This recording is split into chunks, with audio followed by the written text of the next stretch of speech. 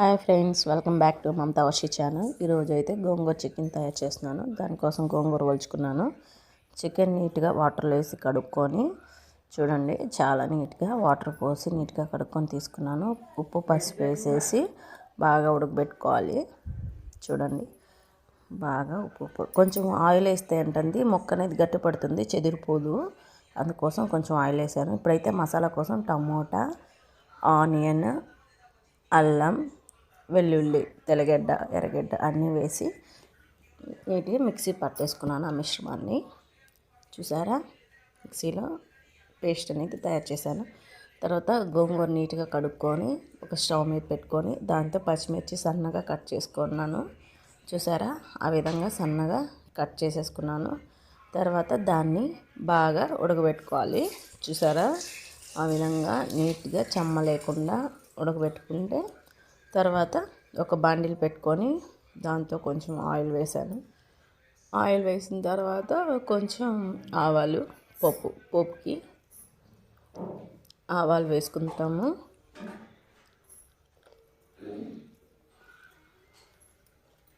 ఆవాలు చిటపట ఆడిన తర్వాత మనం ముందుగా వేసుకున్న మిశ్రమాన్ని ఆయిల్లో వేసేసుకుంటాను. చూసారా, ఆయిల్లో వేసేసుకోవాలి.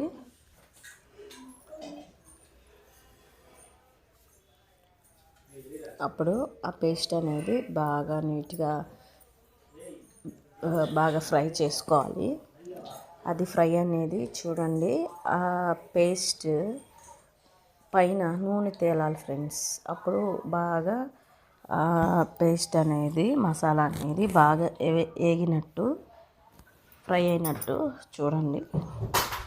తర్వాత కొంచెం కరివేపాకు వేసుకొని బాగా వేయించుకోవాలి. తర్వాత చూసారా, బాగా కలిపెడుతూ ఉండాలి అప్పుడప్పుడు, లేకపోతే అడుగంటుతుంది. చూసారా, ఆయిల్ ఎలా తేలిందో. ఆ మిశ్రమం కూడా రెడ్గా అయింది బాగా ఫ్రై చేసే లోపల ఆయిల్లో. చూసారా ఫ్రెండ్స్, అంత నీట్గా చేసుకోవాలి. తర్వాత దాంతోకి కొంచెం కారం, ధనియాల పొడి అవన్నీ వేసుకొని బాగా ఫ్రై చేసుకోవాలి. తర్వాత